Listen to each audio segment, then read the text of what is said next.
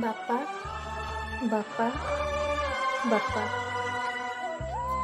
ଦୁନିଆରେ କେହି ବୁଝନ୍ତି ନାହିଁ ବାପାଙ୍କର ସେହି ଅଧିକା ଭଲ ପାଇବାଟିକୁ।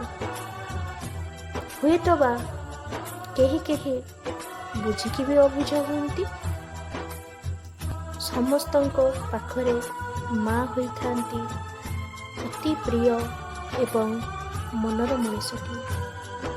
ସତରେ ମା ତ ଗର୍ଭଧାରିଣୀ, ତାଙ୍କୁ ବା ଦୂରେଇ ପାରିବ କିଏ? କିନ୍ତୁ ସମସ୍ତଙ୍କର ବୋଧେ ବାପାଙ୍କ ଠାରୁ ଟିକେ ଦୂରତା ରହିଥାଏ।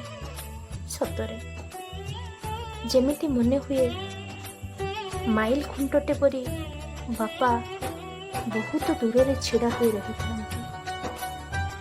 କିନ୍ତୁ ଆଜି ବି ଆମେ ଅବୁଝା, ବୁଝିପାରୁନା ଯେ ସେହି ମାଇଲ ଖୁଣ୍ଟର ପାଖରେ ପହଞ୍ଚିଲେ ହିଁ ଆମର ସେହି ଅଦେଖା ସ୍ୱପ୍ନ ସବୁ ପୂରଣ କରିବାର ଆଶା ପାଇଥାଉ।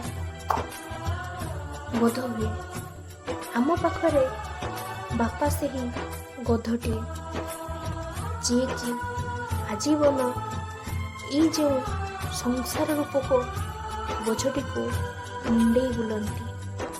କିନ୍ତୁ ଭାରି ଦୁଃଖର ଏବଂ ପରିତାପର ବିଷୟ, ତାଙ୍କର ସେଇ ଝାଳକୁ ବି କେହି ପୋଛିବାକୁ ନାହାନ୍ତି।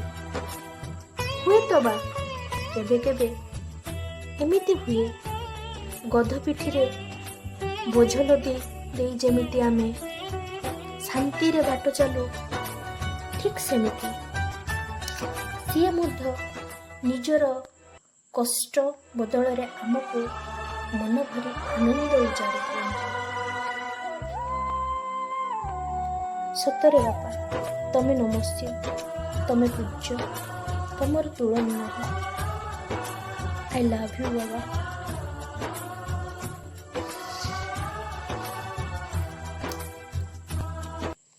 Welcome to Rajmita Vlog. Last channel, subscribe blog.